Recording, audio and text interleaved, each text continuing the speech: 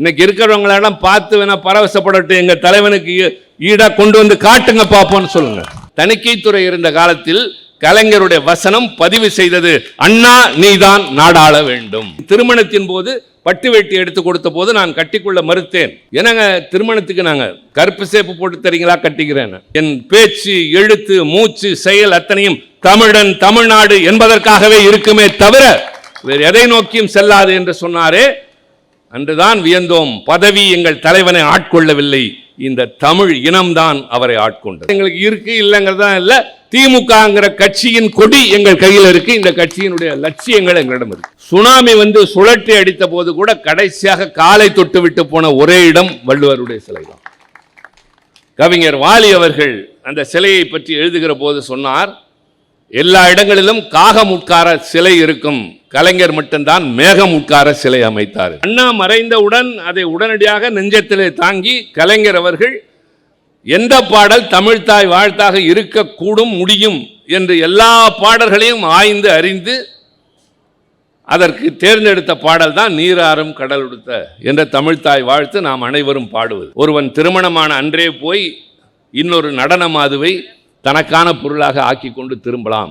இது தமிழ் இலக்கியமா, தமிழ் மரபா என்று கேட்கும். அமெரிக்காவில் நியூயார்க்கில் இருக்கிற 193 நாடுகள் இருக்கிற ஐநா மன்றத்திற்கு போறப்ப கூட, குளிர்காலத்தில் கூட அராபியர்கள் ஆப்பிரிக்கர்களை போல நங்கிருந்து போறவங்களாம் கோட்டு சூட்டு அல்லது நான் அப்படி போறப்ப நான் இதே வேட்டி ஜிப்பாவோட நின்று யாதும் ஊரே யாவரும் கேளிர்னு பேசிட்டு வந்தேன். இந்தி தான் இந்த நாட்டின் மொழி என்று சொல்லக்கூடியவர்களிடம் இல்லை, அதை விட மூத்த மொழி, எல்லாவற்றிலும் முதிர்ந்த மொழி, தகுதி உள்ள மொழி என் தாய்மொழி என்று நரேந்திர மோடியாக இருந்தாலும் அமித்ஷாவாக இருந்தாலும் சொல்லுகிற துணிச்சல் திராவிட முன்னேற்ற கழகத்திற்கு உண்டு. நீங்கள் ஒரு மாநில எல்லைக்குள்ளே நின்று விடாதீர்கள், அகில இந்திய அரசியலுக்கு வாருங்கள், உங்களை பிரதமராக்குகிறோம், குடியரசுத் தலைவராக்குகிறோம் என்றார். எல்லாவற்றிற்கும் மேலாக இந்திய துணைக்கண்டமே திரும்பி பார்க்கக்கூடிய ஒரு தலைவனாக கலைஞர் விளங்கினார் என்பதுதான். 22-23 வயசான என்ன கார்ல கூட்டிட்டு கதை பேசிட்டே போவார்.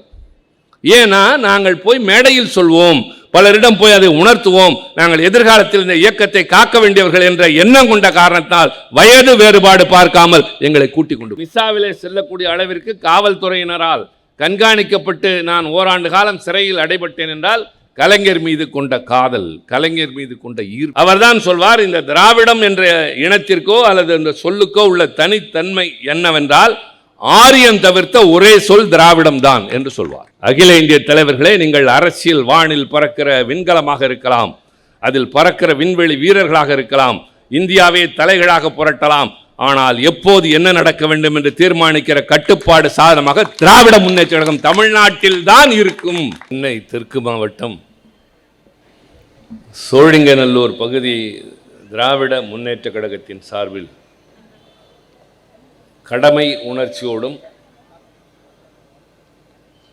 பொறுப்பு நிறைந்த தங்களுடைய பணிகளுடைய அடையாளமாகவும் நம்முடைய நெஞ்சமெல்லாம் நிறைந்திருக்கின்ற முத்தமிழ் அறிஞர் கலைஞர் அவர்களுடைய நினைவு நாளில் புகழ் அஞ்சலி என்ற பெயரால் அவருடைய புகழின் நினைவுகளை எல்லோரும் நினைவு கூறுகின்ற இந்த நிகழ்ச்சியினுடைய தலைவர்,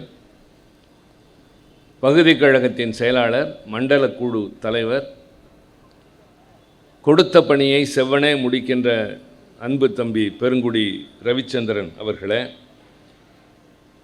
வரவேற்புரை ஆற்றியிருக்கின்ற வட்டக்கழக செயலாளர்கள் டேவிட் சவுந்தரராஜன் அவர்களே, தேவராஜன் அவர்களே, முன்னிலை பொறுப்பேற்றிருக்கின்ற ஹரிகிருஷ்ணன், தம்பி சிந்தன், திருமதி திலகவதி, ரவீந்திரகுமார், அன்பிற்கினிய MK ஜெய், திவாகர், ஆறுமுகம், குமாரசாமி, சுரேஷ், ரஞ்சித் குமார் அவர்களே, இந்த நிகழ்ச்சியிலே உங்கள் முன்னால் இன்றைக்கு தமிழகத்தில் நடைபெறுகிற ஆட்சியினுடைய அவலங்களை மக்களுடைய தொண்டனாக இந்த பகுதியில், இந்த மாவட்டத்தில், ஏன் தமிழகம் முழுவதும் அறியப்பெற்ற, ஆட்சியில் இருந்தபோது தன்னிடம் கொடுக்கப்பட்ட மருத்துவத்துறையில் குறிப்பிடத்தக்க தலைவருடைய எண்ணங்களை எல்லாம் செயல் வடிவத்திற்கு கொண்டு வந்த கழகத்தின் இளைஞரணியில், கழகத்தின் பல்வேறு அமைப்புகளில் பொறுப்பேற்று இன்றைக்கு மாவட்ட செயலாளராக பரிணமித்து கொண்டிருக்கின்ற என் அன்பிற்கினிய தம்பி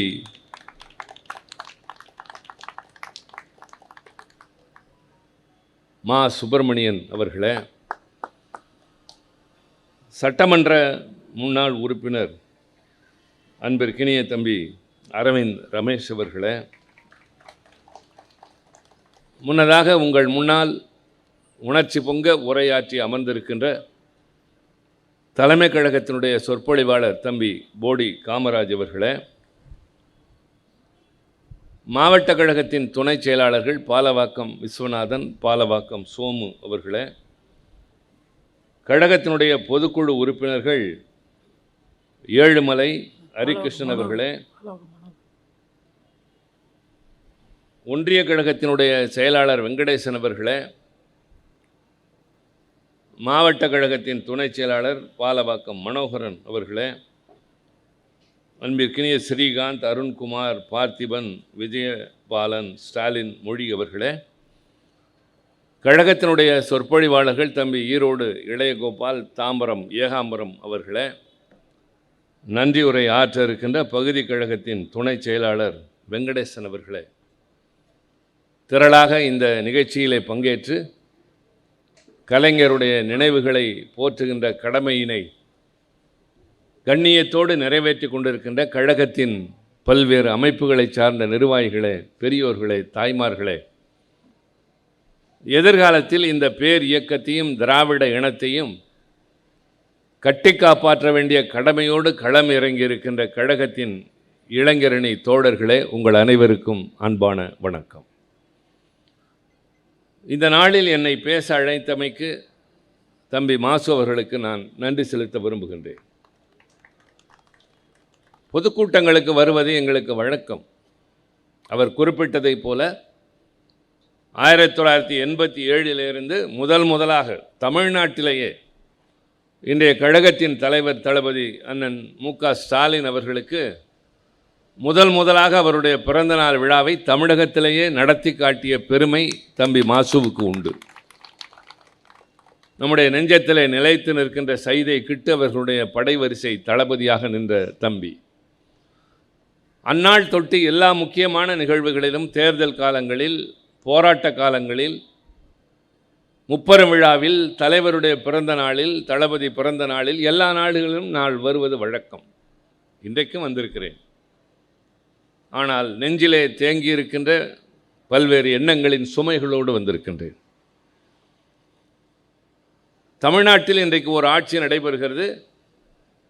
அந்த ஆட்சியை பற்றி மற்றவர்கள் பேசினார்கள், நானும் பேசலாம். ஆனால் அதற்கு முன்பாக அல்லது அதற்கு மாறாக இந்த நிகழ்ச்சி எதற்காக ஏற்பாடு செய்யப்பட்டிருக்கிறதோ அந்த இடத்தில் நான் நின்று பேச விரும்புகின்றேன். காரணம், இளைய தலைமுறையை சார்ந்த நிறைய தோழர்களை நான் எதிரே பார்க்கிறேன். கலைஞர் என்ற ஒரு தலைவனை வெறும் முதலமைச்சராக மட்டுமே பார்த்திராத உணர்வு முதலில் அவர்களுக்கு வேண்டும். முதலமைச்சர் பொறுப்பு என்பதும், அமைச்சர்கள் பொறுப்பு என்பதும், நாடாளுமன்ற சட்டமன்ற உறுப்பினர்கள் என்பதும் வந்து போகின்ற ஒன்று. அது அடையாளம் அல்ல. ஒரு தனி மனிதன் அடையாளம் அந்த பொறுப்பும் இல்லாத காலத்தில்தான். அதற்கு உதாரணம்தான் இங்கே இருக்கிற தம்பி மாசுவும் தம்பி அரவிந்த் ரமேஷ் அவர்களும். இன்றைக்கு இவர் அமைச்சராக இல்லை, அவர் சட்டமன்ற உறுப்பினராக இல்லை. ஆனால் அன்று போல் இன்றும் கழகத்தினுடைய படைவரிசை வீரர்களாக இருக்கிறார்களே, அதுதான் கலைஞருடைய வழி. தேர்தலில் ஒரு இயக்கம் தோல்வி அடைவது என்பது ஒன்றும் புதுமை அல்ல. ஒரு ஜனநாயகத்தில் இது நடக்கும். சிறப்பாக ஆட்சி நடத்தினோம், எத்தனையோ செய்தோம், ஏன் மக்கள் எங்களை கைவிட்டார்கள் என்று புலம்புவதில் பொருள் இல்லை. இந்த நாட்டில் எத்தனையோ நடந்திருக்கின்றது. அறிஞர் அண்ணா தேர்தலில் தோற்று இருக்கிறார், நம்புவீர்களா? அவர்கள் போல அறிவில் சிறந்தவர், அவரை போல தமிழ் இனத்திற்கு எழுச்சி ஊட்டியவர். இன்றைக்கு இந்தியாவில் தமிழ்நாடு தனித்துவத்தோடு விளங்குகிறது என்றால் அதற்கு காரணம் திராவிட முன்னேற்ற கழகம். அதை கண்டெடுத்த அண்ணன் அறிஞர் அண்ணா. அவர் தேர்தலில் தோல்வியுற்றார். பெருந்தலைவர் காமராஜர் தியாகசீலர் என்று பெயர் பெற்றவர், அவர் தேர்தலில் தோற்று இருக்கிறார். தேர்தலில் தோற்காத ஒரே தலைவர் கலைஞர் மட்டும்தான். கட்சிகள் தோற்றிருக்கின்றன. 1991 கழகம் ஒரு இடத்திலே மட்டும்தான் வெற்றி பெற்றது. அது கலைஞருடைய இடம் மட்டும்தான். பின்னர் நடந்த இடைத்தேர்தலில் இன்னொருவர் வெற்றி பெற்று சென்றார். ஆக இதெல்லாம் நமக்கு புதிது. கழகம் தேர்தலிலே வெற்றியை வாய்ப்பை இழப்பதும் ஆனால் தொடர்ந்து தொய்வின்றி பணியாற்றுவதும் நமக்கு பழக்கமான ஒன்று. அதை ஏற்றுக்கொள்கிறோம். ஆனால் இப்படி நடந்திருக்கக்கூடாதே என்ற எண்ணம் மக்களுக்கு வந்திட வேண்டும். அதற்கான காரணங்களை எடுத்துச் சொல்வதும் எங்கள் கடமையாகிறது. நான் பலவற்றை சொல்ல வேண்டும். கலைஞர் என்கின்ற மனிதன் அல்லது தலைவர் எதுவாக வேண்டுமானால் வைத்துக் கொள்ளலாம். பன்முகத்தன்மை கொண்டவர், பல பரிமாணங்களை உடையவர். அவரை போல பல கோணங்களில் பார்க்கக்கூடிய தலைவர்கள் கிடையாது. நான் அவர் நல்ல நிலையில் இருந்தபோது, உணர்வுகள் குன்றாத நிலையில் இருந்த பொழுது, என்னுடைய PhD பட்டத்திற்காக ஒரு ஆய்வு தலைப்பை தேர்ந்தெடுத்தேன். அந்த தலைப்பை நான் ஆர்வத்தோடு தேர்ந்தெடுத்தேன். ஆனால் அதை தொடர்ந்து அதை முடிக்க முடியாத நிலை ஏற்பட்டதற்கு காரணம் உண்டு. Comparative study of Winston Churchill and Kalaignar என்பதுதான் அதன் தலைப்பு. இங்கிலாந்து நாட்டை ஆண்ட வின்ஸ்டன் சர்ச்சிலையும் கலைஞரையும் ஒப்பிட்டு அதனை செய்கின்ற ஆய்வு என்பது அங்கிருக்கிற நாடுகளுக்கும் செல்ல வேண்டும் என்ற, கலைஞரை பற்றி தெரிய வேண்டும் என்கின்ற அந்த பெரிய எண்ணத்தோடும் நோக்கத்தோடும் நான் அதை செய்ய ஆரம்பித்தேன். கலைஞர் கூட மகிழ்ந்தார். ஆனால் அதை தொட ஆரம்பித்தவுடன் தான் தெரிந்தது இது ஒரு பெரிய கடல். நான் ஏதோ நீச்சல் குளம் என்பதைப் போல அல்லது ஆற்றிலே நீந்துவதைப் போல எண்ணி இறங்கியதற்கு பின்னால் தான் அது கடல் என்று தெரிந்தது. காரணம், 2 பேரும் பறந்து விரிந்த அறிவு பெற்றவர்கள், 2 பேரும் நாடாண்டு இருக்கிறார்கள், 2 பேரும் இலக்கியவாதிகள். இதெல்லாம் ஒப்புவமை. இலக்கியத்திற்கு நோபல் பரிசு பெற்ற முதல் அரசியல்வாதி வின்ஸ்டன் சர்ச்சில் தான். தலைவருக்கு அது கிடைக்கவில்லையே தவிர அதற்கான தகுதிகள் உண்டு. இப்படி ஒப்பிட்டு பார்க்கிற போது சர்ச்சிலிடம் இருந்த சில குறைகள் கலைஞரிடம் இல்லை, கலைஞரிடம் இருந்த சில நிறைகள் சர்ச்சிலிடம் இல்லை. எனக்கு வழிகாட்டியாக இருந்த பேராசிரியர் ரொம்ப கடினமான தலைப்பை தேர்ந்தெடுத்து விட்டீர்கள் என்று கொஞ்ச நாளில் விலகி கொண்டார். ஏன் இதை இப்போது நான் குறிப்பிட்டு சொல்கிறேன் என்று சொன்னால், உலகத்தில் வாழ்ந்த ஒரு மிகப்பெரிய சரித்திரத்தில் இடம்பெறக்கூடிய ஒரு தலைவனோடு நம்முடைய தலைவரை ஒப்பிடுவது அவர்களை மிகைப்படுத்த அல்ல, அதற்கான தகுதிகள் அவருக்கு இருந்த காரணத்தில். ஒரு எழுத்தாளராக, சமூகத்தில் புரட்சியை ஏற்படுத்தக்கூடிய எழுத்தாளராக, விழிப்புணர்ச்சியை ஏற்படுத்தக்கூடிய பேச்சாளராக, அழகு நயம் ததும்புகின்ற கவிதைகளை எழுதுகிற கவிஞராக, வசனகர்த்தாவாக, அதே நேரத்தில் ஒரு பெரும் போராளியாக, அதுதான் கலைஞருடைய நிரந்தர அடையாளம் என்பது, அவர் கடைசி வரை போராளியாக இருந்தார் என்பதுதான். என்னுடைய மனங்கவர்ந்தது அதனால்தான். நான் கல்லூரி படிக்கிற நாட்களில் பள்ளியிலிருந்து கழகத்தின் மீது பற்று உண்டு. என் தாய் கற்றுக் கொடுத்ததனால் வந்த கழகத்தின் பற்று அது. ஆனால் கல்லூரியிலே நான் தீவிரமாக ஈடுபட்டு அவசர காலத்தில் மிஸ்ஸாவிலே செல்லக்கூடிய அளவிற்கு காவல்துறையினரால் கண்காணிக்கப்பட்டு நான் ஓராண்டு காலம் சிறையில் அடைபட்டேன் என்றால் கலைஞர் மீது கொண்ட காதல், கலைஞர் மீது கொண்ட ஈர்ப்பு, அவருடைய வீரம் செறிந்த உரைகள், அவருடைய திரைப்படத்தினுடைய வசனங்கள், அதில் இருந்த கருத்து செறிவு, இதுதான் ஒரு இளைஞனை ஆக்கிரமிக்கும் அல்லது ஆட்கொள்ளும் என்பதற்கு உதாரணமாக என் போன்ற பலர் கிளம்பினோம். இதையெல்லாம் விட மிகப்பெரிய சிறப்பு, அப்படி ஆர்வத்தோடு வந்த எங்களை அரவணைத்தார் கலைஞர். அதுதான் தாய்மை பொன். அண்ணாவிடமிருந்து அவரிடம் வந்த குணங்களில் ஒன்று அந்த அரவணைக்கின்ற தன்மை.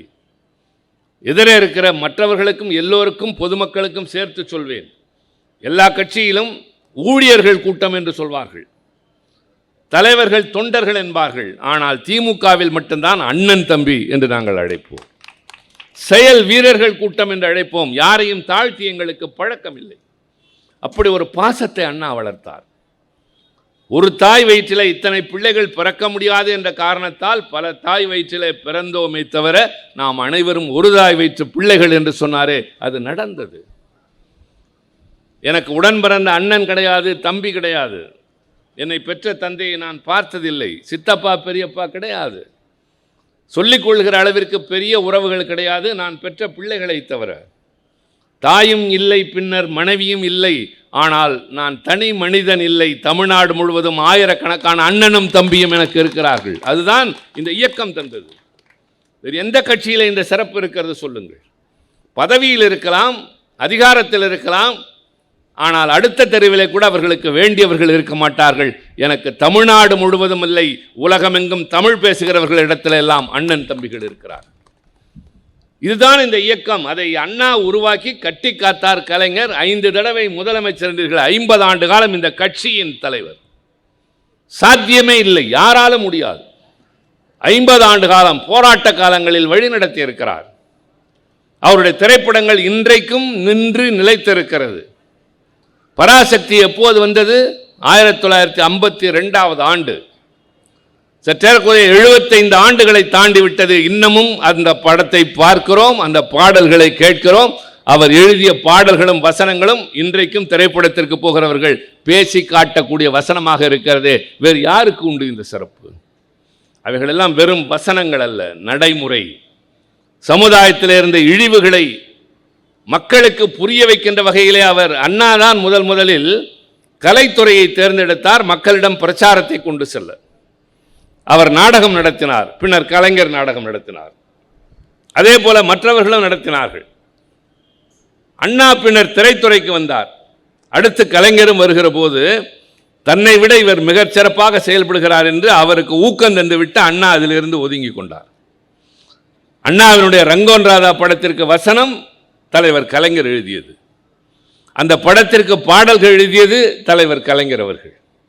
அந்த அளவிற்கு தனக்கு கீழே இருந்த ஒரு தம்பியை, தன்னோடு வளர்கின்ற ஒருவரை தன்னிடத்திற்கு கொண்டு வந்து பார்த்த அந்த தன்னிகரற்ற குணம் அண்ணாவுக்குத்தான் இருந்தது, அது கலைஞருக்கும் இருந்தது. இப்படி அரவணைத்து கொண்டு செல்லுகின்ற ஆற்றல் தான் ஒரு இயக்கத்தினுடைய மிகப்பெரிய பலம். இயக்கம் மேடைகளில் வளர்ந்தது பேச்சால், பின்னர் நாங்கள் எழுதிய எழுத்துக்களால். ஆனால் கட்சி உள்ளுக்குள்ளே பலப்பட்டது அண்ணன் தம்பி என்ற குடும்ப பாசத்தால். இதை கட்டி காத்த காரணத்தால் தான் அவர் தலைவர் என்று எங்கள் நெஞ்சத்திலே நிலையாக குடிகொண்டிருக்கிறார்.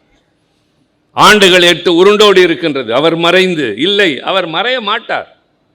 இன்னும் 100 ஆண்டுகள் கடந்தாலும் கலைஞர் என்ற தலைவன் வாழ்வார். முதலமைச்சர்கள் வரலாம் போகலாம், காலம் நினைவிலை வைத்திருக்குமா என்றால் நிச்சயமாக இருக்காது. அப்படிப்பட்ட அந்த நிலையில் நாங்கள் ஏன் இன்றைக்கு அவருடைய புகழினை போற்றுகிறோம் என்று சொன்னால், அதோடு சேர்ந்து எல்லாம் வந்து கொண்டே இருக்கும். அவருடைய அணுகுமுறை என்பது வித்தியாசமாக இருக்கும், யாருடைய மனதும் புண்படாது. நான் இப்போது சட்டப்பேரவையிலே தமிழ்த்தாய் வாழ்த்துக்கு முதலிடம் தர வேண்டும் என்ற ஒரு தீர்மானம் நிறைவேறிய போது எண்ணிக்கொண்டேன், யாராவது அதை குறிப்பிடுவார்கள் என்று. யாருமே குறிப்பிடவில்லை. மனோன்மணியம் சுந்தரனார் எழுதிய பாடல்தான் தமிழ்த்தாய் வாழ்த்து என்று தமிழக அரசால் ஏற்றுக்கொள்ளப்பட்டது. அண்ணா காலத்து கனவு அது. ஆனால் அண்ணா மறைந்தவுடன் அதை உடனடியாக நெஞ்சத்திலே தாங்கி கலைஞர் அவர்கள் எந்த பாடல் தமிழ்த்தாய் வாழ்த்தாக இருக்கக்கூடும் முடியும் என்று எல்லா பாடல்களையும் ஆய்ந்து அறிந்து அதற்கு தேர்ந்தெடுத்த பாடல் தான் நீராறும் கடல் உடுத்த என்ற தமிழ்த்தாய் வாழ்த்து நாம் அனைவரும் பாடுவது. அந்த நாளில் MS விஸ்வநாதனை கொண்டு சுசிலாவையும் TM சௌந்தரராஜனையும் வைத்து அந்த பாடலை பாடச் செய்து இன்றளவுக்கும் அது ஒலித்து கொண்டிருக்கிறது. 1970 அரசாணையாக பிறப்பிக்கப்பட்டது. இதில் என்ன சிறப்பு என்று கேளுங்கள். அந்த நீராறும் கடல் உடுத்த என்ற பாடலில் ஒரு வரி வரும், சிதையா உன் சீரிழமை திறன் வியந்து. அது தமிழின் சிறப்பு. கால ஓட்டத்தால் எல்லாம் சிதைந்து போகும், எல்லாம் ஒரு காலகட்டத்திலே அடையாளம் தெரியாமல் அழிந்து போகும், ஆனால் சிதையாத இளமை கொண்டது தமிழ் மட்டும்தான் என்று மனோன்மணியம் சுந்தரனார் எழுதினார். ஷேக்ஸ்பியர் கிளியோபாட்ராவை பற்றி எழுதுகிற போது ஏஜ் கெனாட் விதர்கர் என்பான். அது வெறும் கற்பனை. மிக பிரபலமான அந்த நாள் நடிகைகளை இன்றைக்கும் திரையிலே பார்த்தால் பார்க்க பரவசமாக இருக்கக்கூடியவர்களை இன்றைக்கு நேரில் போய் பார்த்தால் வருத்தமாக இருக்கும், சங்கடமாக இருக்கும், இப்படி மாறிவிட்டார்கள் என்று. ஆனால் காலத்தால் சிதைக்க முடியாத ஒன்று இருக்கும் என்றால் அது தமிழ் மொழிதான் என்று அவர் எழுதினார். தமிழ் மொழியின் வயது என்ன என்பதை இப்போது நான் பேச விரும்பவில்லை, அதற்கு காலமும் நேரமும் இல்லை. ஆனால் சுருக்கமாக சொல்வேன். முதலாக இன்றைக்கு தமிழனுக்கு அடையாளம் என்று சொல்லக்கூடியது திருக்குறள். தமிழனுக்கு பெருமை தரக்கூடியது திருக்குறள். அதை போற்றி மக்களிடம் கொண்டு சேர்த்து பள்ளிக்கூடத்திலே மனப்பாடமாக இருந்ததை நடைமுறைக்கு கொண்டு வந்தது அண்ணா காலத்திலேயே. கலைஞர் அவர்கள் தான் அமைச்சராக இருந்து எல்லா பேருந்துகளிலும் கூட அவர் போக்குவரத்து துறை அமைச்சராக இருந்தபோது திருக்குறளை பொறிக்க செய்தார். கடைசியாக அவர் கனவு கண்டு நடந்தது குமரி முனையில் இருக்கிற 133 அடி உயர சிலை. அவர் எழுதிய திருக்குறளில் 133 அதிகாரங்கள் என்பதை சுட்டிக்காட்டுகின்ற அந்த சிலை. அது எப்படி உருவானது? கடற்கரைக்கு நாங்கள் எல்லாம் குமரி முனைக்கு கூட்டத்திற்கு செல்கிற போதெல்லாம் இரவு நேரத்தில் கூட்டத்தை முடித்துவிட்டு தம்பி மாசு போல நிர்வாகிகளை அழைத்து கொண்டு கூட்டத்திற்கு பின்னால் அந்த கடற்கரையில் போய் நீண்ட நேரம் உட்கார்ந்து பேசிக் கொண்டிருப்போம். பாட்டு பாடுவோம், இலக்கியம் பேசுவோம், வரலாறு பேசுவோம். இதெல்லாம் கலைஞரிடமிருந்து வந்த குணங்கள் தான். இன்றைய கழகத்தின் தலைவர் கூட ஒரு காலகட்டத்தில் எல்லோரையும் அழைத்து கொண்டு கடற்கரைக்கு செல்வார். அப்படி செல்லுகிற போது ஒரு நாள் கலைஞர் கடலையே வெறித்து பார்த்து கொண்டிருக்கிறார். உடனிருந்தவர்கள் ஏதோ யோசனையில் இருக்கிறார் என்று நினைக்கிற போது ஒன்றும் பேசாமல் கிளம்பி வருகிறார். வருகிற போது அவர் மனதிலே உருவானது. அவர் சொல்கிறார், உடன் வந்த ஒருவரிடம் மட்டும், இந்த குமரி முனை என்பது இந்தியாவின் எல்லை என்பதை விட தமிழ்நாட்டின் தொடக்கமாக கருதலாம். ஆதி காலத்திலே லெமூரியா கண்டம் என்று சொல்லப்பட்ட தமிழ்நாடு வாழ்ந்த பகுதி முதல் சங்க காலத்தில் இருந்தது. அதற்கு அந்த பக்கத்தில் தான் அதை கடல் கொண்டு போனது. ஆக குமரி என்பது நம்முடைய எல்லை, நம்முடைய தொடக்கம். நீங்கள் இந்தியாவினுடைய வரைபடத்தை பாருங்கள். மேலே இருந்து வந்து கடைசியாக இப்படி இருக்கும். அதை சில பேர் தெற்கு பகுதி குறுகி இருக்கிறது என்பார்கள். இல்லை, கூர்மையாக இருக்கிறது என்பதுதான் பொருள். கலைஞர் என்ன செய்கிறார்? பார்க்கிறார், ஒரு பக்கத்திலே ஒரு பாறையில் விவேகானந்தருடைய நினைவு மண்டபம் இருக்கிறது.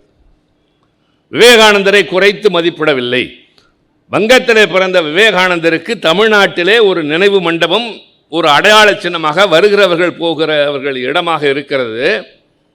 அதை போல நாம் போற்ற வேண்டிய திருவள்ளுவருக்கு இதே போல ஒரு நினைவு ஒன்று உருவாக்க வேண்டும் என்று பார்க்கிற போது அதற்கு ஏற்ற இடம் இருக்கிறதா என்று பார்க்கிறார். ஒரு அணைக்கட்டு கட்டுகிற போது அதற்கு தேவையான கட்டமைப்பு வேண்டும். 2 மலைகளுக்கு இடையில் தான் கட்ட வேண்டும்.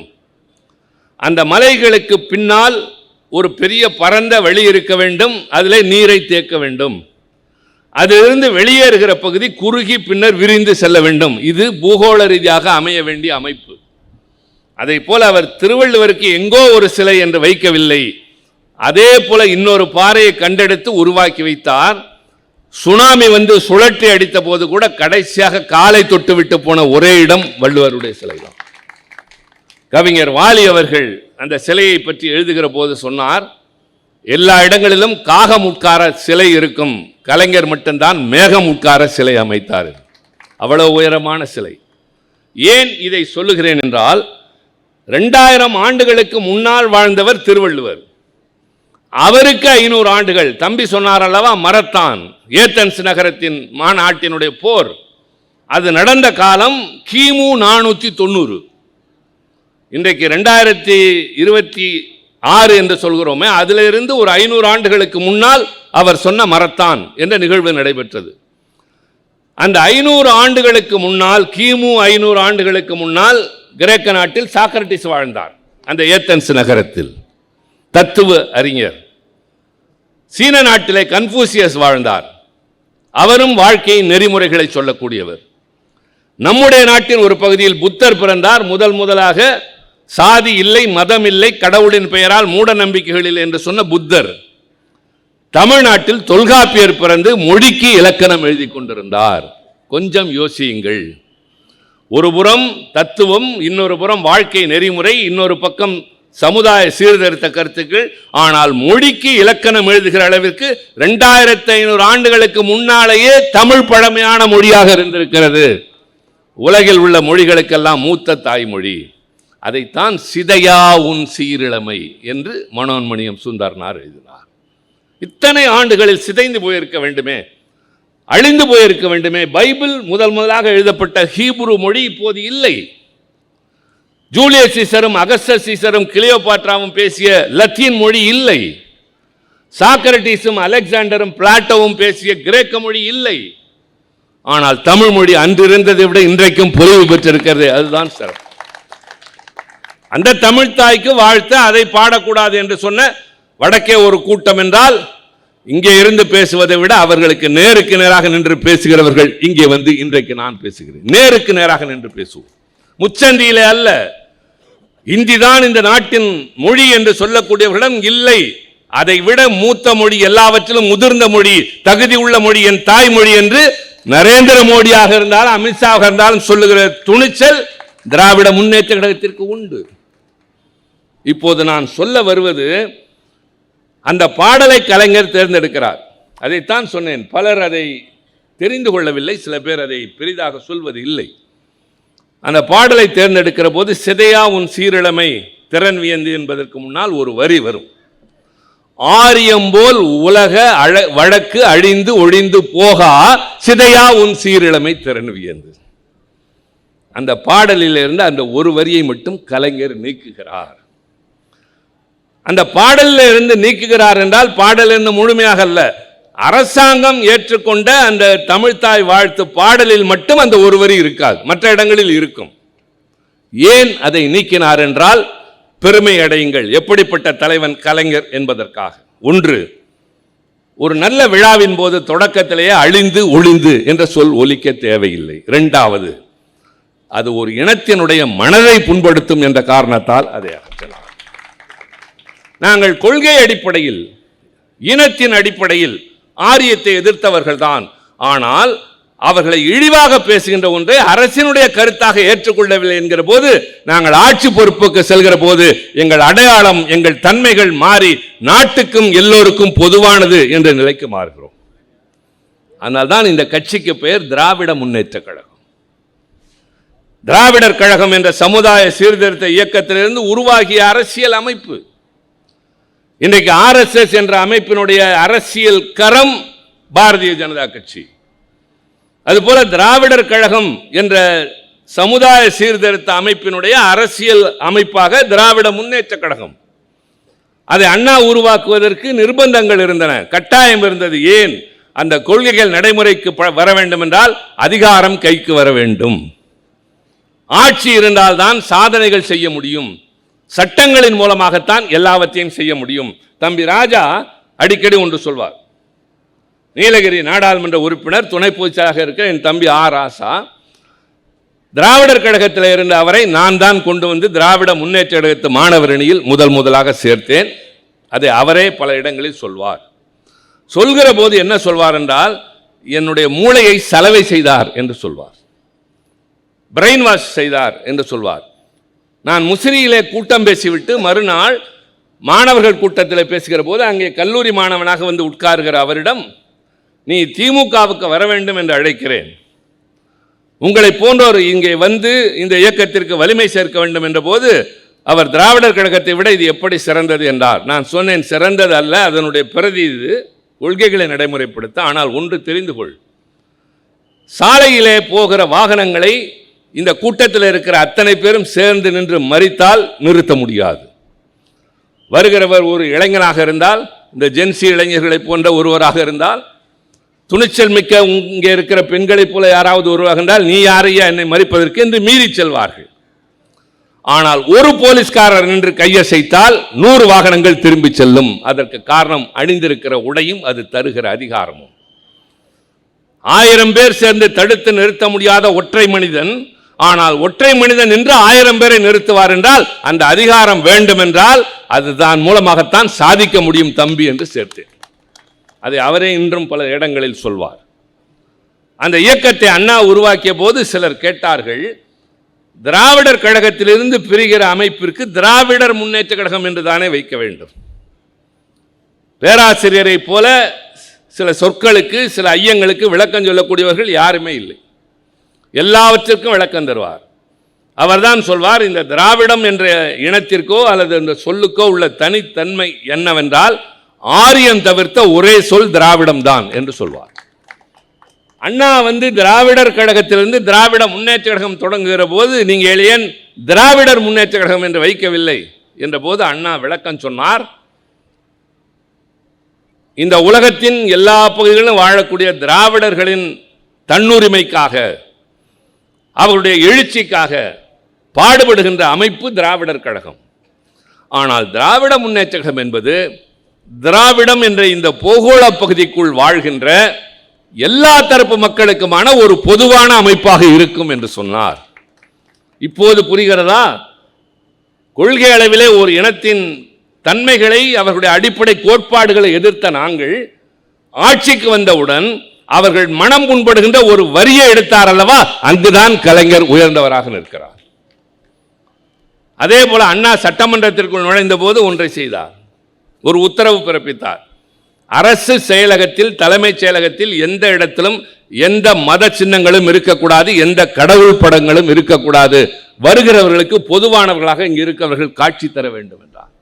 மதசார்பற்ற என்பதற்கு இலக்கணமாக திமுக ஆட்சி திகழ்ந்தது. ஆக ஒரு தமிழ்த்தாய் வாழ்த்துக்கு ஒரு பாடலை தேர்ந்தெடுக்கிற போது கூட கலைஞருடைய அந்த நுட்பம், காலப்பேழையும் கவிதை சாவியும் என்று அவர் ஒன்று எழுதினார், ஒரு தொடர் எழுதினார். படித்தவர்கள், படிக்கிற ஆர்வம் உள்ளவர்களுக்கு தெரியும். நான் தம்பி காமராஜை இந்த கூட்டத்தில் பேச வைக்க வேண்டும் என்று அவர் கேட்டபோது சொன்னதற்கு காரணம், அந்த தம்பி பேச்சாளர்களிலேயே நன்றாக படிக்கக்கூடிய ஒருவர், நிறைய படிக்கக்கூடிய ஆர்வம் படைத்தவர். இளையகோபால் ஒரு கவிஞர், இப்போது கூட அவர் ஒரு விருது பெற்றிருக்கிறார். ஏகாம்பரம் நடைமுறைக்கு ஏற்ப பேசக்கூடியவர். அப்படி படிக்கக்கூடியவர் என்று நான் சொல்வதற்கு காரணம், நிறைய படிக்கிற போதுதான் நமக்கு பல செய்திகள் தெரிய வரும். அந்த பழக்கமே இன்றைக்கு இல்லாமல் போய்விட்டது. அந்த வகையிலே பார்த்தால் காலப்பேழையும் கவிதை சாவியும் என்பதற்கு ஒரு முன்னோடி இருக்கின்றது. என்ன முன்னோட்டம்? ராகுல் சாகித்யாயன் எழுதிய வால்கா முதல் கங்கை வரை கேள்விப்பட்டிருப்பீர்கள் என்று நினைக்கிறேன். இல்லாவிட்டால் கூகுளில் போய் பாருங்கள். இன்றைக்கு உலகத்தில் இருக்கிற எல்லோரும் கொஞ்சம் அறிவு தெரிவு உள்ளவர்கள், ஆர்வம் உள்ளவர்கள், மனிதகுல தொடக்கத்திலிருந்து இருக்கின்ற வளர்ச்சி, எவல்யூஷன் தியரி, இதை தெரிந்து கொள்ள விரும்புகிறவர்கள் படிக்கிற நூல் வால்கா முதல் கங்கை வரை. பெரும்பாலும் கம்யூனிஸ்ட் தோழர்கள் அதை விரும்பி படிப்பார்கள், எல்லோருடைய வில்லங்களிலும் இருக்கும். அதற்கு பின்னால் தமிழில் மனிதகுல வரலாற்றை எழுதியது கலைஞர் தான், காலப்பேழையும் கவிதை சாவியும். இதில் என்ன சிறப்பு தெரியுமா? அந்த நூலினை பற்றி பாராட்டி பேசுவதற்கு அவருக்கு முன்னால் எனக்கு ஒரு வாய்ப்பு கிடைத்த போது நான் சொன்னேன், கலைஞர் பெயர் வைக்கிற போது கூட சொற்சிலம்பாடி இருக்கிறார். காலப்பேழை, பேழை என்றால் பெட்டி, காலம் என்பது அரூபம், அப்ஸ்ட்ராக்ட், பேழை என்பது மெட்டீரியல், அது நிதர்சனம். காலம் பேழை, கவிதை என்பது அரூபம், சாவி என்பது நிதர்சனம். Really nobody can be compared with Kalaignar. Abstract and material என்று ஆங்கிலத்தில் சொல்லலாம். காலமும் பேழையும் கவிதையும் சாவியும் என்று எழுதிய அந்த தலைவனை நாங்கள் ஒவ்வொரு முறையும் பார்க்கிற போது பிரமித்து போய் தான் திரும்பியிருக்கிறோம். ஒரு முறை கூட சலித்ததே இல்லை. அந்த பிரமிப்பு, அவர் மீது கொண்ட அந்த அன்பு, ஆசை, அவரிடமிருந்து தெரிந்து கொள்ள இன்னும் கொட்டி கிடக்கிறது என்கிற அளவிற்கு எங்களை அவர் வசீகரித்து வைத்திருந்தது. இதெல்லாம் இந்த நான் நூலை பற்றி சொல்கிற போது அதில் சில நேரங்களில் சில நம்ப முடியாதவை வந்தது. அவரிடம் கேட்டேன், அண்ணா இதெல்லாம் அந்த காலத்தில் இருந்ததா, நடந்ததா? நீங்கள் எழுதிய காரணத்தால் நம்புகிறோம் என்ற போது அவர் சொன்னார், இலக்கியம் எழுதுகிற போது கொஞ்சம் கற்பனையும் வேண்டும் ஐயா, இல்லாவிட்டால் அது சுவையாக இருக்காது, அது வெறும் வரலாறாக மாறிடும் என்று சொன்னார். நீங்கள் பூம்புகார் படம் பார்த்தால் தெரியும், சிலப்பதிகாரத்தில் இல்லாத 2 காட்சிகள் வரும். என்ன சொல்லு சொல்லு, என்னன்னு சொல்லு. சிலப்பதிகாரத்தில் வராத காட்சி 2 காட்சிகள். திருமணம் ஆன உடனேயே கோவலன் மன்னன் நடத்துகிற ஒரு விருந்துக்கு செல்கிறான், ஒரு நடன நிகழ்ச்சி. அந்த நடன நிகழ்ச்சியில் ஆடுகிறவள் தான் மாதவி. திருமணம் ஆன அன்றே செல்கிறான். அந்த நடனத்தை பார்த்தவன் அவளை ஏலம் விடுகின்ற போது ஒரு பெரிய பொருள் கொடுத்து மாதவியை விலைக்கு வாங்கி வந்து விட்டான். பின்னர் அவளுடனே காலம் கழித்தான், திரும்பினான். இது சிலப்பதிகாரம். உங்களில் சிலர் கேட்கலாம், அது எப்படி ஒருவன் திருமணமான அன்றே போய் இன்னொரு நடன மாதுவை தனக்கான பொருளாக ஆக்கி கொண்டு திரும்பலாம், இது தமிழ் இலக்கியமா, தமிழ் மரபா என்று கேட்கலாம். கலைஞர் ஒரு காட்சியை சேர்த்திருப்பார். அந்த பெண் விற்பனைக்கு என்று சொன்னவுடன் அவளை வாங்குவதற்கு வணிக நிமித்தமாக ரோம் நாட்டிலிருந்து வந்த ஒரு யவன வாணிகன் பெரும் பொருள் மூட்டையோடு உட்கார்ந்திருப்பான், வயதானவன். இந்த வயதானவன் அந்த பெண்ணை கொண்டு போய் விடுவான் என்பதை தடுப்பதற்காக கோவலன் வாங்கியதாக கலைஞர் அதில் காட்டியிருப்பார்.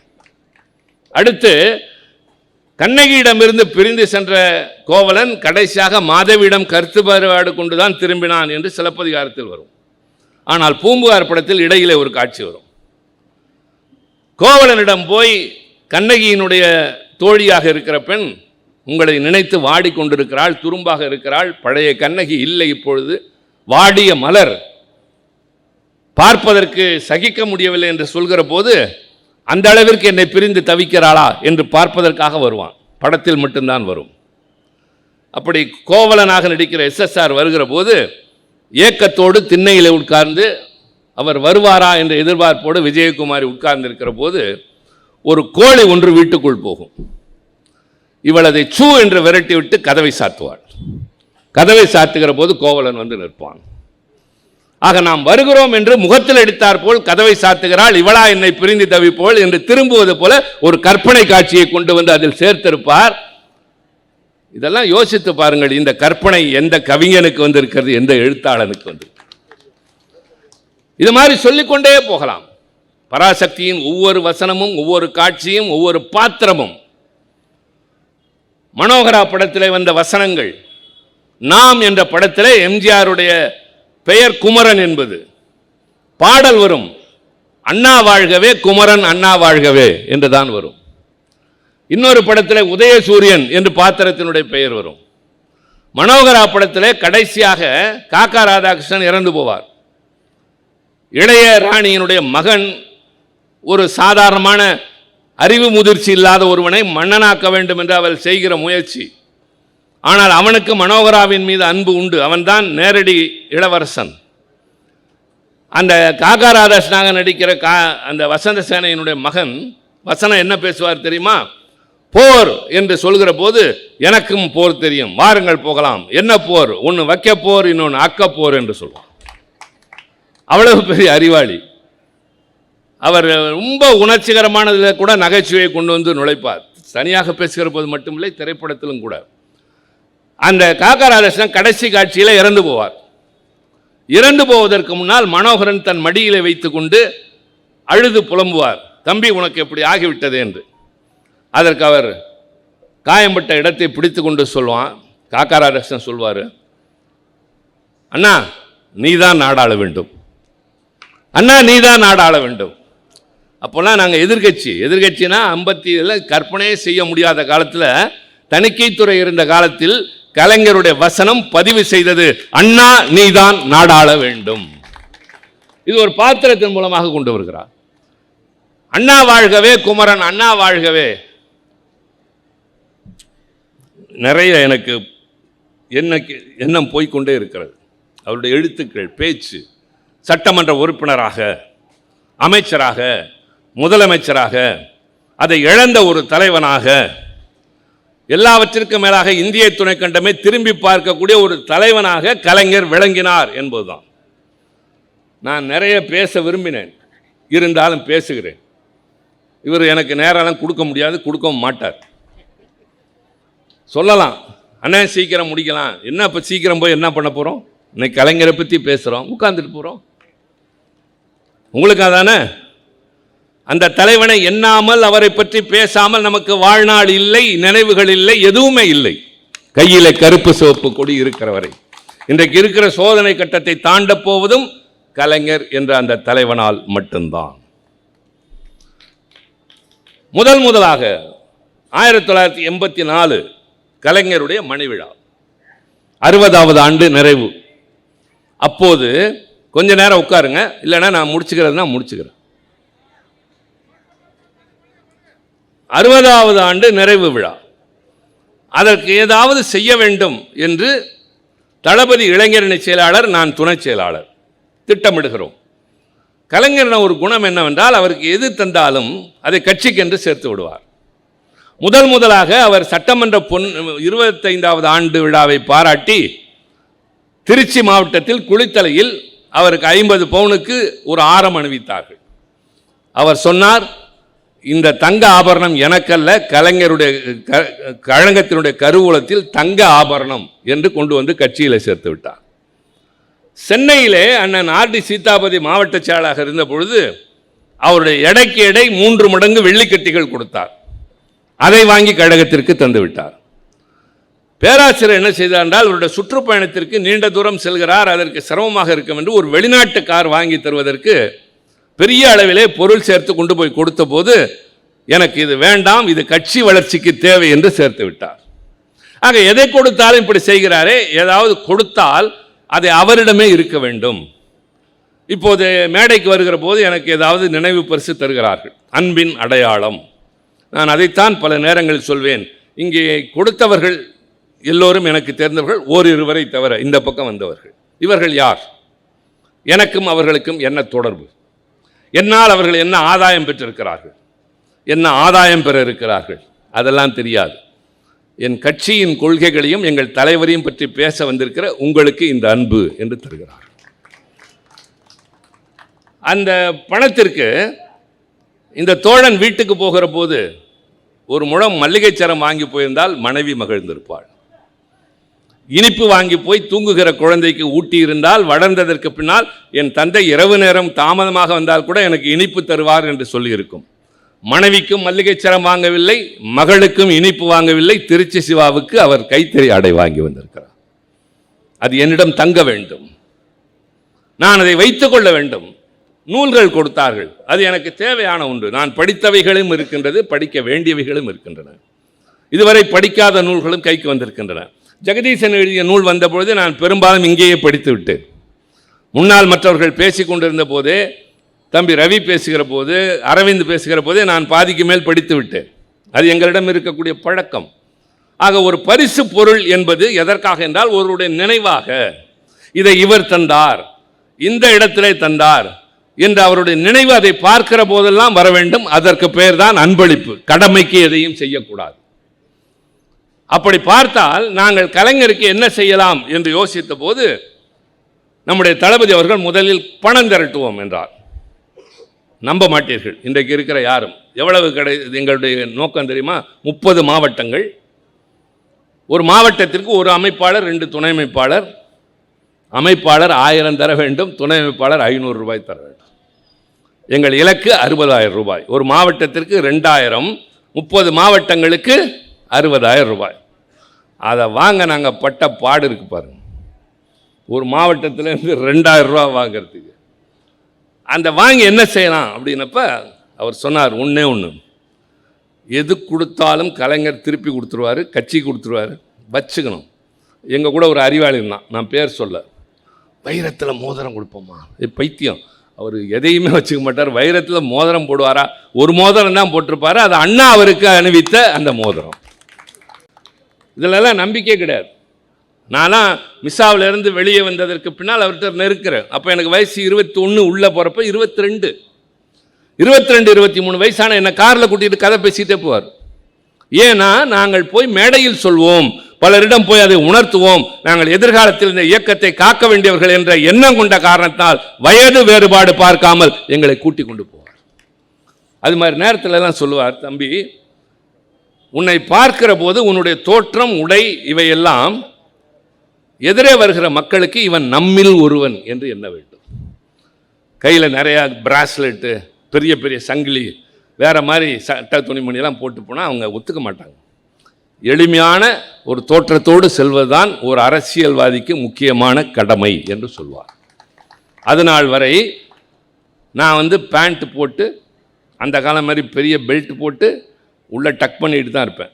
அந்த காலத்து கமல்ஹாசன் மாதிரி அந்த வயசில், என் வயசு கிட்டத்தட்ட அவரை விட கொஞ்சம் கம்மி, அதே மாதிரி உடுத்துக்கிட்டு இருந்தேன்னா யோசித்து மாற்றினேன். என்ன மாற்றினேன்? வேட்டி கட்டணும், சரி, அது கருப்பு சிவப்பு தான். சட்டைக்கு பதிலாக ஏன் ஜிப்பா போடக்கூடாது? ஏன் ஜிப்பா யார் போடுவார்னா தமிழ் புலவர்கள் தான் போடுவாங்க, தமிழ் ஆர்வம் உள்ளவர்கள் தான் போடுவாங்க. வேட்டி தமிழனின் அடையாளம், ஜிப்பா தமிழ் உணர்வின் அடையாளம் என்று இதை நான் அணிய ஆரம்பித்தேன். அதுவே என் அடையாளமாக மாறிப்போனது. தலைவருக்கு அதெல்லாம் ரொம்ப பிடிக்கும். நான் ஏதோ இங்கே தான் போட்டுக்கிட்டு திரிகிறேங்கிறது இல்லை, டெல்லியிலையும் பார்லிமெண்ட் நடக்கிறப்ப இதுதான் என் உடை. அடுத்து அமெரிக்காவில் நியூயார்க்கில் இருக்கிற 193 நாடுகள் இருக்கிற ஐநா மன்றத்திற்கு போகிறப்ப கூட குளிர்காலத்தில் கூட அராபியர்கள் ஆப்பிரிக்கர்களை போல நங்கிருந்து போகிறவங்களாம் கோட்டு சூட்டு அல்லது நான் அப்படி போகிறப்ப நான் இதே வேட்டி ஜிப்பாவோட நின்று யாதும் ஊரே யாவரும் கேளிர்னு பேசிட்டு வந்தேன். அந்த அளவிற்கு எங்களை ஒரு எளிமையானவனாக வாழ்ந்து பழகி மக்களிடம் நெருங்க வேண்டும் அப்படின்னு சொல்லி பழக்கின ஒரு தலைவர். அவருக்கு என்ன கொடுக்கலாம், எது அவர்கிட்ட தங்கும் அப்படின்னா அவர் எதையும் திருப்பி தர மாட்டார்னா எது தெரியுமா?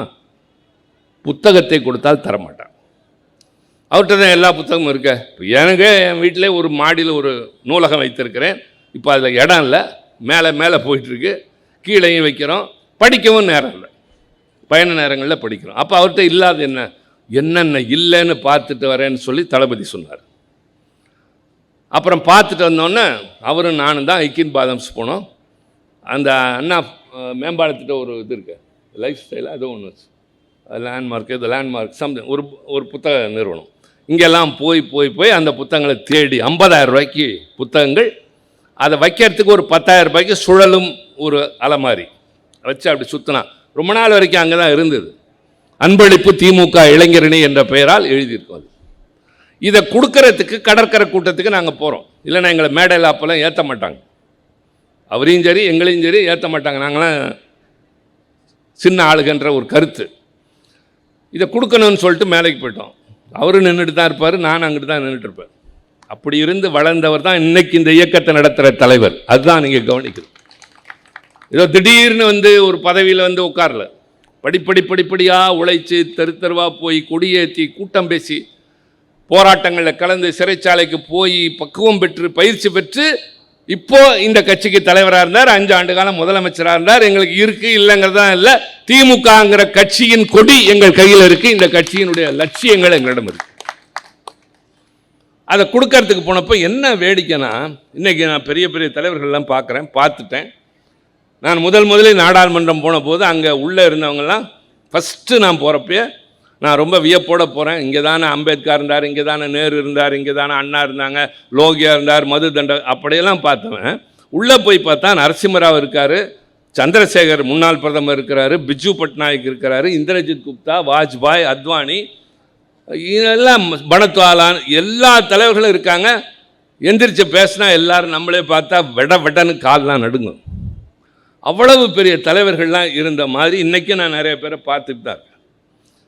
அந்த மேடையில் யார் யார் வந்திருந்தா கலைஞரை வாழ்த்துவதற்குனா அவருடைய மணி விழாவுக்கு பாபுஜி ஜெகஜீவன் ராம், அவர் தன்னிகரற்ற ஆதி திராவிடர்களின் தலைவர் இந்தியாவில். பகுகுணா உத்தரப்பிரதேசத்தினுடைய முதல்வராக இருந்தவர். அப்புறம் ஃபரூக் அப்துல்லா, அப்போ தான் காஷ்மீரிலே ஷேக் அப்துல்லாவுக்கு பின்னால் முகிழ்த்து ஆரம்பித்திருந்த தலைவர். இப்படி தலைவர்கள் நிறைய பேர் இருக்கிறாங்க. அந்த மேடையை நாங்கள் இப்படி பார்த்துட்ருக்கோம். ஒருத்தர் இவர் தானா அவ்வளவுதான் நமக்கு அப்போ முடிஞ்சது. இன்றைக்கி நம்மளுடைய வாழ்க்கை மாதிரி எங்களை அங்கே இருக்கிறவங்க பார்க்குறாங்கன்னா அதுதான் திராவிட முன்னேற்ற கழகம். சாதாரணமான ஆள் போய் டெல்லியில் நிற்கிறது. அவங்க எல்லாம் ஒரே கருத்தை சொன்னாங்க. என்ன சொன்னாங்கன்னா, இதுதான் நீங்கள் கவனிக்கணும். கலைஞர் அவர்களை, நீங்கள் ஒரு மாநில கட்சியின் தலைவர், நீங்கள் மாநிலத்தின் முதல்வராக மட்டுமே இருந்தவர். ஆனால் டெல்லி முக்கியமான கட்டங்களில் விவாதிக்கிற போது, அரசியல் பிரச்சனைகளை பேசுகிற போது உங்கள் பெயர் வராமல் இருந்ததில்லை. உங்களுடைய அசைவுகள் எங்களை பல நேரங்களில் யோசிக்க வைத்திருக்கின்றன. அவசர நிலை காலத்தில் இந்தியாவிலேயே அந்த அவசர காலத்தை துணிந்து நின்று எதிர்த்த 2 மாநிலங்களில், முதலாவது தமிழ்நாடு, 2வது குஜராத், அது கூட கொஞ்ச நாளில் ஆழ்ந்து அமைந்து போனது. ஆனால் அணையாத ஒரு புரட்சி மண்ணாக தமிழ்நாடு விளங்கியதற்கு கலைஞர் நீங்கள் தான் காரணம். எனவே நாங்கள் இப்போது அழைக்கிறோம். என்ன சொல்லி? நீங்கள் ஒரு மாநில எல்லைக்குள்ளே நின்று விடாதீர்கள், அகில இந்திய அரசியலுக்கு வாருங்கள், உங்களை பிரதமராக்குகிறோம், குடியரசுத் தலைவராக்குகிறோம் என்றார். எங்களுடைய வயதுக்கு அல்லது என்னுடைய வயதுக்கு அப்போது நினைத்தது, பலே தலைவர் குடியரசுத் தலைவராக போகிறார், பிரதமராக போகிறார் என்று எண்ணினேன். என்னோடு சிலரும் சேர்ந்து எண்ணி இருக்கலாம். கலைஞர் பேசுகிறார். அதுதான் இளைஞர்கள் குறித்து கொள்ள வேண்டியது. ஒரு கட்சிக்கு வந்த உடனே பதவி வந்த உடனே அதில் அடையாளம், அதில் ஒரு அதிகாரம், அது இல்லைன்னா காண போகிறது அல்ல. நான் மிசாவிலிருந்து வந்து 20 ஆண்டுகளுக்கு பின்னால் தான் எனக்கு முதல்ல தேர்தலிலேயே இடம் கிடைச்சது. அதுக்கு பின்னா இடைவெளி விட்டு நான் தொடர்ந்து இருந்துட்டு இருக்கேன், அது வேற. ஆனால் அதுவரை பொறுத்திருக்கிற தன்மை இருந்தது. 20 ஆண்டு காலம் மாவட்ட மாணவரணி அமைப்பாளராக, இளைஞரணி அமைப்பு குழு உறுப்பினராக, இளைஞரணி துணைச் செயலாளராக, மாணவரணி செயலாளராக இப்படியெல்லாம் இருந்ததற்கு பின்னால் தான் நான் நாடாளுமன்றத்திற்கு வாய்ப்பு எனக்கு கிடைச்சது. அப்படி ஒரு பக்குவத்தையும் கலைஞர் எங்களுக்கு வளர்த்திருந்தார். பதவி வருது இல்லை, தேர்தல் வாய்ப்பு வருது இல்லை, கலைஞருக்கு பின்னாடி நிற்கணும்னு அப்படி ஒரு ஈர்ப்பு, இந்த கொடி மேலே ஒரு பாசம், அது ஒரு இனம் புரியாத ஒன்று. என் திருமணத்தின் போது பட்டு வேட்டி எடுத்து கொடுத்த போது நான் கட்டிக்கொள்ள மறுத்தேன். என்னங்க திருமணத்துக்கு நாங்கள் கருப்பு சேப்பு போட்டு தரீங்களா, கட்டிக்கிறேன்னு.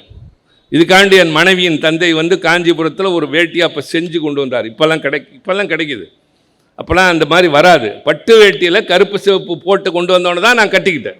அப்படி ஒரு பைத்தியமாக நாங்கள் இருக்கிறோம். அந்த கலைஞர் பேசுகிறார், பதில் சொல்லி என்ன சொல்கிறார்? நான் மெத்தவும் மதிக்கிற தலைவர்கள் பாபுஜியும் பகுஜனாவும் ஃபரூக் அப்துல்லா எல்லா தலைவர்களையும் சொல்லி இவர்கள் எல்லாம் என்னை அகில இந்திய அரசியலுக்கு வா என்று அழைத்தார்கள். நேரடியாக வராமல் ஒரு உதாரணம் சொல்கிறார். இன்று மாலை பத்திரிகை என் கரங்களில் இருக்கின்றது. இன்றைக்கு எல்லோரும் அதைத்தான் படித்தார்கள். இதுதான் தலைப்பு செய்தி. என்ன தலைப்பு செய்தி? முதலாக இந்தியா விண்வெளிக்கு அனுப்பிய ஒரு விண்கலம் பறந்து கொண்டிருக்கின்றது. அதில் முதலாக 2 இந்தியர்கள் உலகத்தை வலம் வந்து கொண்டிருக்கிறார்கள். ராகேஷ் சர்மா, மல்ஹோத்ரா என்பது அவர்களுடைய பெயர்.